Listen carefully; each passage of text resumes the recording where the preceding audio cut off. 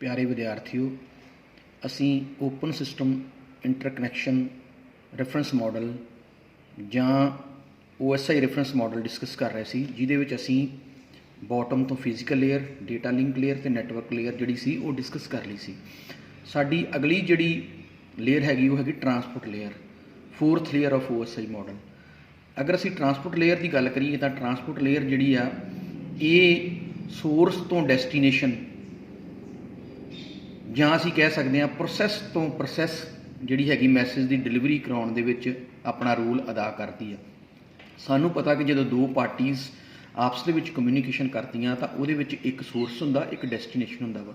Source वो computer हुंदा वा जिहड़ा मैसेज घल्लदा वा ते डेस्टिनेशन वो कंप्यूटर हुंदा जिहड़ा मैसेज रिसीव करदा वा। हुण सोर्स दे उत्ते ते डेस्टिनेशनस दे उत्ते एप्लीकेशन प्रोग्राम्स रन हो रहे होंदे आ।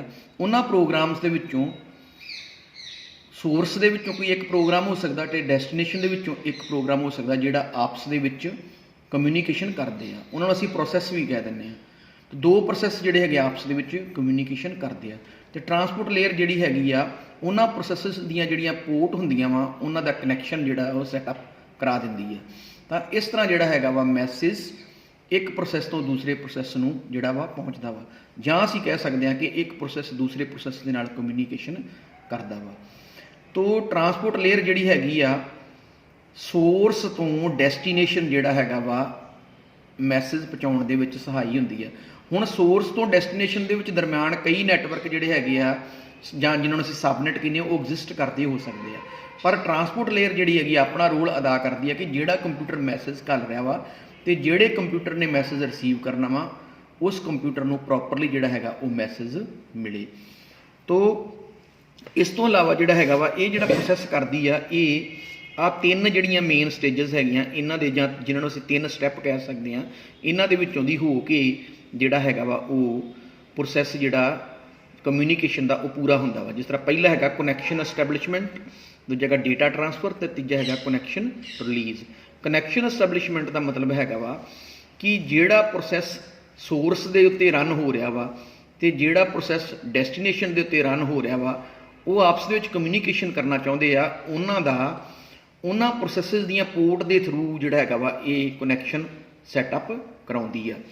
फिर जिहड़ा हैगा वा एक प्रोसैस दूसरे नूं डेटा ट्रांसफर करदा वा और जदों वो अपना डाटा ट्रांसमिशन जिहड़ी हैगी पूरी कर लैंदा ते कनैक्शन जिहड़ा हुंदा दो प्रोसैस दे विच उन्हां नूं रिलीज़ कर दित्ता जांदा वा। हुण जे अगली गल करिए तो ट्रांसपोर्ट लेयर जिहड़ी हैगी आ ये दो तरह दी सर्विसिज मेजर सर्विसिज जिहड़ियां हैगियां वो प्रोवाइड करदी है, जिद्दां कनैक्शन ओरीएंटेड ते कनैक्शनलैस। कनैक्शन ओरीएंटेड का मतलब हैगा वा कि कंप्लीट जिहड़ा हैगा दो डिवाइसिस या दो कंप्यूटर्स या दो मोबाइल दे विच जिहड़ा हैगा वा वो कनैक्शन जिहड़ा हैगा वा वो एस्टैबलिश हो जाता वा।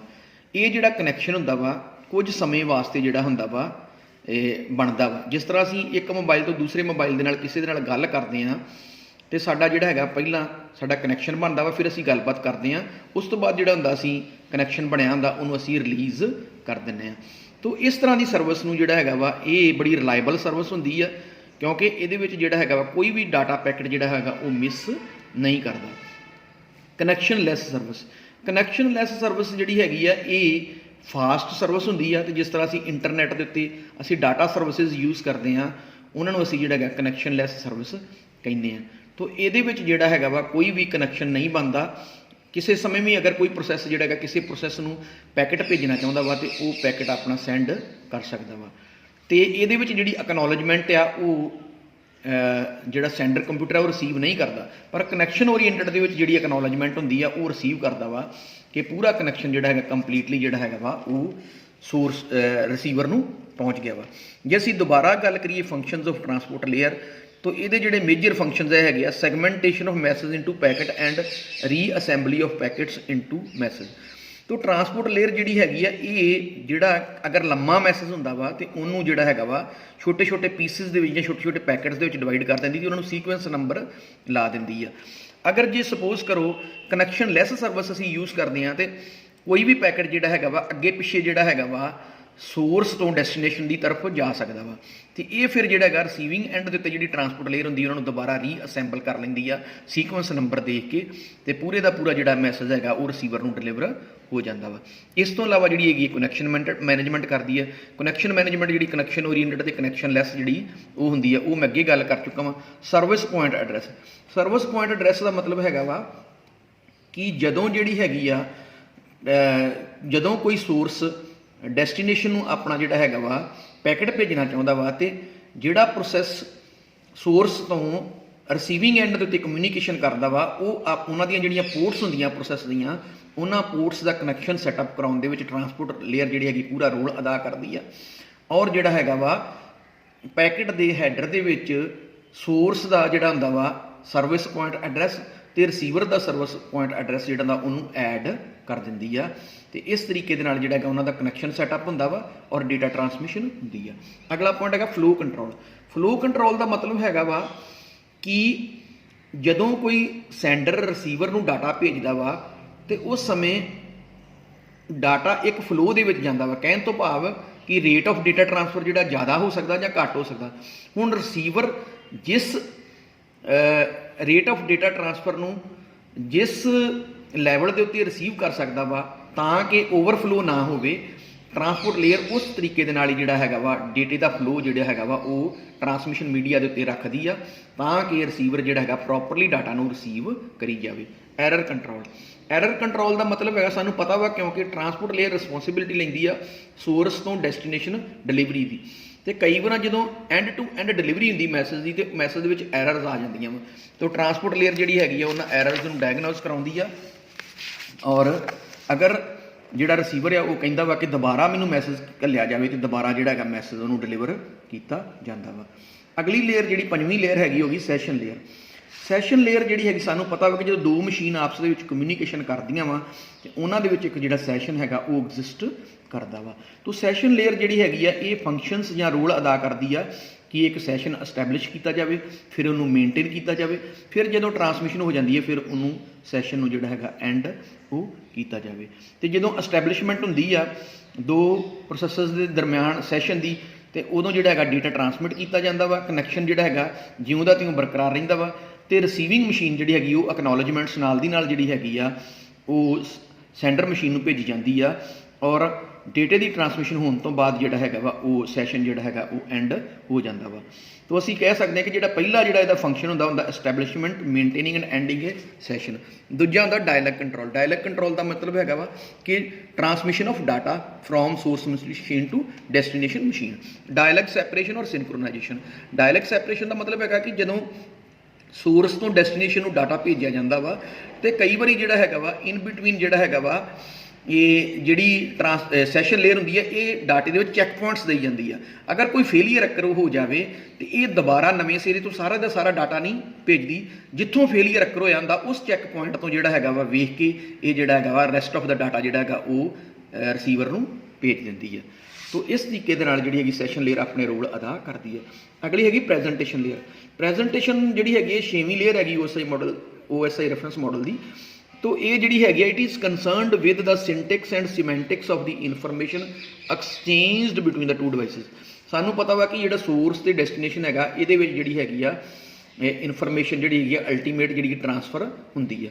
ਹੁਣ ਜਿਹੜੀ ਸੋਰਸ ਮਸ਼ੀਨ ਆ ਉਹ ਕੁਝ ਸਿੰਟੈਕਸ ਤੇ ਸਿਮੈਂਟਿਕਸ ਯੂਜ਼ ਕਰਦੀ ਆ ਆਪਣੇ ਇਨਫੋਰਮੇਸ਼ਨ ਨੂੰ, ਜਿਹੜੀ ਰਿਸੀਵਿੰਗ ਮਸ਼ੀਨ ਆ ਉਹਦੇ ਡਿਫਰੈਂਟ ਹੋ ਸਕਦੇ ਆ। ਤੋ ਪ੍ਰੈਜੈਂਟੇਸ਼ਨ ਲੇਅਰ ਜਿਹੜੀ ਹੈਗੀ ਆ ਉਹ ਜਿਹੜੀ ਸੈਂਡਰ ਮਸ਼ੀਨ ਅਨਕੋਡਿੰਗ ਟੈਕਨੀਕ ਯੂਜ਼ ਕਰ ਰਹੀ ਆ ਡੇਟੇ ਨੂੰ ਟਰਾਂਸਫਰ ਕਰਨ ਲਈ ਬਿਟਸ ਦੇ ਵਿੱਚ, ਉਹਨੂੰ ਇੱਕ ਕਾਮਨ ਫਾਰਮੈਟ ਦੇ ਵਿੱਚ ਜਿਹੜਾ ਹੈਗਾ ਵਾ ਟਰਾਂਸਫਰ ਕਰ ਦਿੰਦੀ ਆ। ਪ੍ਰੈਜੈਂਟੇਸ਼ਨ ਲੇਅਰ ਜਿਹੜੀ ਹੈਗੀ ਆ ਸੋਰਸ ਮਸ਼ੀਨ ਦੇ ਡਾਟੇ ਨੂੰ ਇੱਕ ਕਾਮਨ ਫਾਰਮੈਟ ਦੇ ਵਿੱਚ ਕਨਵਰਟ ਕਰ ਦਿੰਦੀ ਆ ਜਿਹੜਾ ਟਰਾਂਸਮਿਸ਼ਨ ਮੀਡੀਆ ਤੋਂ ਹੁੰਦਾ ਹੋਇਆ ਰਿਸੀਵਿੰਗ ਮਸ਼ੀਨ ਦੇ ਐਂਡ ਦੇ ਉੱਤੇ ਪ੍ਰੈਜੈਂਟੇਸ਼ਨ ਲੇਅਰ ਨੂੰ ਮਿਲਦਾ ਵਾ। ਹੁਣ ਪ੍ਰੈਜੈਂਟੇਸ਼ਨ ਲੇਅਰ ਜਿਹੜੀ ਰਿਸੀਵਿੰਗ ਐਂਡ ਦੇ ਉੱਤੇ ਹੈਗੀ ਆ ਉਹ ਉਸ ਡਾਟੇ ਨੂੰ ਕਾਮਨ ਫਾਰਮੈਟ ਡਾਟੇ ਨੂੰ ਜਿਹੜਾ ਹੈਗਾ ਵਾ ਰਿਸੀਵਿੰਗ ਮਸ਼ੀਨ ਦੇ ਅਕੋਰਡਿੰਗਲੀ ਜਿਹੜਾ ਹੈਗਾ ਡਾਟੇ ਨੂੰ ਕਨਵਰਟ ਕਰ ਦਿੰਦੀ ਹੈ ਤਾਂ ਕਿ ਰਿਸੀਵਰ ਜਿਹੜਾ ਹੈਗਾ ਉਸ ਡਾਟੇ ਨੂੰ ਅੰਡਰਸਟੈਂਡ ਕਰ ਸਕੇ। ਤੋ ਇਸ ਤਰੀਕੇ ਦੇ ਨਾਲ ਜਿਹੜਾ ਹੈਗਾ ਇਹ ਮੇਜਰ ਰੋਲ ਜਿਹੜਾ ਹੈਗਾ ਪ੍ਰੈਜੈਂਟੇਸ਼ਨ ਲੇਅਰ ਆ ਉਹ ਅਦਾ ਕਰਦੀ ਹੈ। ਤੋ ਦੁਬਾਰਾ ਜੇ ਅਸੀਂ ਇਹਦੇ ਫੰਕਸ਼ਨਸ ਦੇਖੀਏ ਤੇ ਡਾਟਾ ਪ੍ਰੈਜੈਂਟੇਸ਼ਨ ਔਰ ਟਰਾਂਸਲੇਸ਼ਨ ਤੋਂ ਮੈਂ ਇਹ ਐਕਸਪਲੇਨ ਕਰ ਚੁੱਕਾ ਹਾਂ। Data encryption. ਡਾਟਾ ਇਨਕ੍ਰਿਪਸ਼ਨ ਦਾ ਭਾਵ ਹੈਗਾ ਵਾ ਕਿ ਪ੍ਰੈਜੈਂਟੇਸ਼ਨ ਲੇਅਰ ਜਿਹੜੀ ਹੈਗੀ ਆ ਜਦੋਂ ਸੋਰਸ ਆਪਣਾ ਡਾਟਾ ਭੇਜਦਾ ਵਾ ਤੇ ਉਹਨੂੰ ਜਿਹੜਾ ਹੈਗਾ ਵਾ ਸਾਈਫਰ ਟੈਕਸਟ ਦੇ ਵਿੱਚ ਕਨਵਰਟ ਕਰ ਦਿੰਦੀ ਆ, ਤੇ ਪ੍ਰੈਜੈਂਟੇਸ਼ਨ ਲੇਅਰ ਐਟ ਦੇ ਰਿਸੀਵਿੰਗ ਐਂਡ ਜਿਹੜਾ ਹੈਗਾ ਵਾ ਸਾਈਫਰ ਟੈਕਸਟ ਨੂੰ ਜਿਹੜਾ ਹੈਗਾ ਵਾ ਪਲੇਨ ਟੈਕਸਟ ਦੇ ਵਿੱਚ ਜਿਹੜਾ ਹੈਗਾ ਫਿਰ ਦੁਬਾਰਾ ਕਨਵਰਟ ਕਰ ਦਿੰਦੀ ਹੈ। ਜਿਸ ਤਰ੍ਹਾਂ ਅਸੀਂ ਇਹਨੂੰ ਡਾਇਗਰਾਮ ਦੇ ਵਿੱਚ ਦੇਖਦੇ ਹਾਂ, ਸੋਰਸ ਜਿਹੜਾ ਹੈਗਾ ਪਲੇਨ ਟੈਕਸਟ ਘੱਲ ਰਿਹਾ ਵਾ, ਅੱਗੇ ਐਨਕ੍ਰਿਪਸ਼ਨ ਐਲਗੋਰਿਦਮ ਦੀ ਹੈਲਪ ਦੇ ਨਾਲ ਜਿਹੜੀ ਪ੍ਰੈਜੈਂਟੇਸ਼ਨ ਲੇਅਰ ਨੂੰ ਸਾਈਫਰ ਟੈਕਸਟ 'ਚ ਕਨਵਰਟ ਕਰ ਰਹੀ ਆ। ਨੈਟਵਰਕ ਤੋਂ ਹੁੰਦਾ ਹੋਇਆ ਸਾਈਫਰ ਟੈਕਸਟ ਜਿਹੜਾ ਹੈਗਾ ਵਾ ਰਿਸੀਵਿੰਗ ਐਂਡ ਦੇ ਉੱਤੇ ਪ੍ਰੈਜੈਂਟੇਸ਼ਨ ਲੇਅਰ ਨੂੰ ਮਿਲਦਾ ਵਾ, ਜਿਹੜੀ ਡੀਕ੍ਰਿਪਸ਼ਨ ਐਲਗੋਰਿਦਮ ਯੂਜ਼ ਕਰਕੇ ਉਹਨੂੰ ਪਲੇਨ ਟੈਕਸਟ ਦੇ ਵਿੱਚ ਬਣਾਉਂਦੀ ਆ, ਤੇ ਰਿਸੀਵਿੰਗ ਕੰਪਿਊਟਰ ਨੂੰ ਜਾਂ ਰਿਸੀਵਰ ਕੰਪਿਊਟਰ ਜਿਹੜਾ ਉਹਨੂੰ ਡਿਲੀਵਰ ਕਰ ਦਿੰਦੀ ਆ।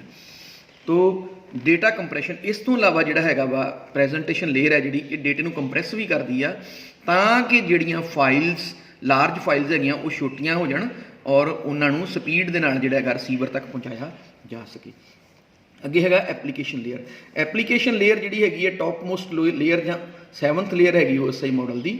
ਤੋ ਇਹ ਜਿਹੜੀ ਹੈਗੀ ਆ it enables the user whether human or software to access the network providing user interfaces. ਤੋਂ ਐਪਲੀਕੇਸ਼ਨ ਲੇਅਰ ਜਿਹੜੀ ਹੈਗੀ ਯੂਜ਼ਰ ਇੰਟਰਫੇਸ ਜਿਹੜੀ ਹੈਗੀ ਪ੍ਰੋਵਾਈਡ ਕਰਦੀ ਆ ਯੂਜ਼ਰਸ ਨੂੰ, ਮਤਲਬ ਉਹ ਯੂਜ਼ਰਸ ਜਿਹੜਾ ਸੋਰਸ 'ਤੇ ਕੰਮ ਕਰ ਰਿਹਾ ਜਾਂ ਰਿਸੀਵਰ ਸਾਈਡ ਜਿਹੜਾ ਹੈਗਾ ਕੰਮ ਕਰ ਰਿਹਾ ਵਾ, ਜਾਂ ਕੋਈ ਸੌਫਟਵੇਅਰ ਜਿਹੜਾ ਸੋਰਸ ਸਾਈਡ ਕੰਮ ਕਰ ਰਿਹਾ ਵਾ ਤੇ ਰਿਸੀਵਿੰਗ ਸਾਈਡ ਕੰਮ ਕਰ ਰਿਹਾ, ਉਹਨਾਂ ਦੇ ਵਿੱਚ ਇੰਟਰਫੇਸ ਜਿਹੜੇ ਹੈਗੇ ਉਹ ਪ੍ਰੋਵਾਈਡ ਕਰਦੀ ਆ। ਤਾਂ ਇਹਨਾਂ ਇੰਟਰਫੇਸਿਸ ਦੀ ਹੈਲਪ ਦੇ ਨਾਲ ਈਮੇਲਸ ਜਿਹੜੀਆਂ ਹੈਗੀਆਂ ਉਹ ਟ੍ਰਾਂਸਫਰ ਕੀਤੀਆਂ ਜਾਂਦੀਆਂ, ਫਾਈਲਾਂ ਅਪਲੋਡ ਕੀਤੀਆਂ ਜਾਂਦੀਆਂ ਜਾਂ ਡਾਊਨਲੋਡ ਕੀਤੀਆਂ ਜਾਂਦੀਆਂ ਵਾ। ਤੇ ਐਪਲੀਕੇਸ਼ਨ ਲੇਅਰ ਜਿਹੜੀ ਹੈਗੀ ਹੈ ਇਹ ਵਾਲੇ ਪ੍ਰੋਟੋਕੋਲਸ ਯੂਜ਼ ਕਰਦੀ ਆ, FTP file transfer protocol, DHCP dynamic host configuration protocol, DNS domain name system, then NFS network file system, SMTP simple mail transfer protocol, POP3 post office protocol 3, SNMP simple network management protocol, HTTP hypertext transfer protocol, BGP border gateway protocol, RIP routing information protocol। तो इस तो इलावा ਜਿਹੜੀ application layer ਹੈ ਇਹ ਇੱਕ ਹੋਰ ਬੜਾ ਇੰਪੋਰਟੈਂਟ ਫੰਕਸ਼ਨ ਜਿਹੜਾ ਹੈਗਾ ਉਹ ਅਦਾ ਕਰਦੀ ਹੈ, ਜਿਸ ਤਰ੍ਹਾਂ ਨੈਟਵਰਕ ਵਿਰਚੁਅਲ ਟਰਮੀਨਲ। ਨੈਟਵਰਕ ਵਿਰਚੁਅਲ ਟਰਮੀਨਲ ਦਾ ਮਤਲਬ ਹੈਗਾ ਵਾ ਕਿ ਰਿਮੋਟ ਸਾਈਡ ਦੇ ਉੱਤੇ ਜਿਹੜਾ ਸਰਵਰ ਹੈਗਾ ਵਾ ਉਹਦੇ ਨਾਲ ਕੁਝ ਕੰਪਿਊਟਰਸ ਜਿਹੜੇ ਹੈਗੇ ਆ ਉਹ ਅਟੈਚਡ ਹੋ ਸਕਦੇ ਆ। ਤਾਂ ਹੁਣ ਸੈਂਡਰ ਕੰਪਿਊਟਰ ਜਿਹੜਾ ਹੈਗਾ ਵਾ ਉਸ ਸਰਵਰ ਦੇ ਨਾਲ ਕਮਿਊਨੀਕੇਸ਼ਨ ਕਰਨਾ ਚਾਹੁੰਦਾ ਵਾ, ਤੇ ਜਿਹੜੀ ਐਪਲੀਕੇਸ਼ਨ ਲੇਅਰ ਆ ਇਹ ਇੱਕ ਵਿਰਚੁਅਲ ਟਰਮੀਨਲ ਜਾਂ ਸੌਫਟਵੇਅਰ ਦੀ ਹੈਲਪ ਦੇ ਨਾਲ ਜਿਹੜਾ ਹੈਗਾ ਵਾ ਇਹ ਰਿਮੋਟ ਕੰਪਿਊਟਰ ਵਾਲੀ ਸਾਈਡ, ਰਿਮੋਟ ਕੰਪਿਊਟਰ ਦੇ ਉੱਤੇ ਜਿਹੜਾ ਹੈਗਾ ਇੱਕ ਵਿਰਚੁਅਲ ਟਰਮੀਨਲ ਜਿਹੜਾ ਹੈਗਾ ਉਹ ਐਗਜ਼ਿਸਟ ਕਰਦੀ ਆ ਜਾਂ ਬਣਾ ਦਿੰਦੀ ਆ।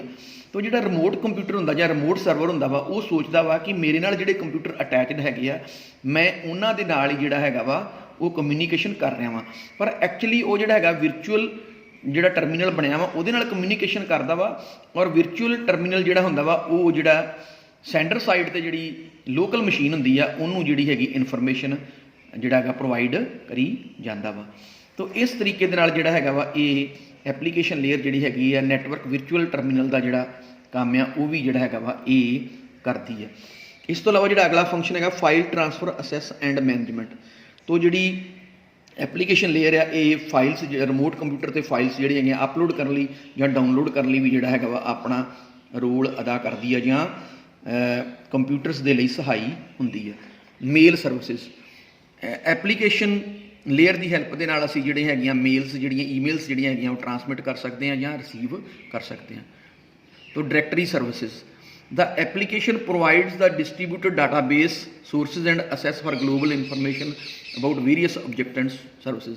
ਇਸ ਤੋਂ ਇਲਾਵਾ ਐਪਲੀਕੇਸ਼ਨ ਲੇਅਰ ਹੈਗੀ ਸਾਨੂੰ ਪਤਾ ਵਾ ਕਿ ਗਲੋਬਲ ਜਿਹੜਾ ਨੈਟਵਰਕ ਹੈਗਾ ਉਹਦੇ ਵਿੱਚ ਲਾਰਜ ਨੰਬਰ ਆਫ ਡਿਸਟਰੀਬਿਊਟਡ ਕੰਪਿਊਟਰਸ ਜਿਹੜੇ ਹੈਗੇ ਇੱਕ ਦੂਸਰੇ ਨਾਲ ਕਮਿਊਨੀਕੇਸ਼ਨ ਕਰਦੇ ਆ, ਤੇ ਉਹਦੇ ਵਿੱਚ ਵੀ ਜਿਹੜਾ ਹੈਗਾ ਉਹਨਾਂ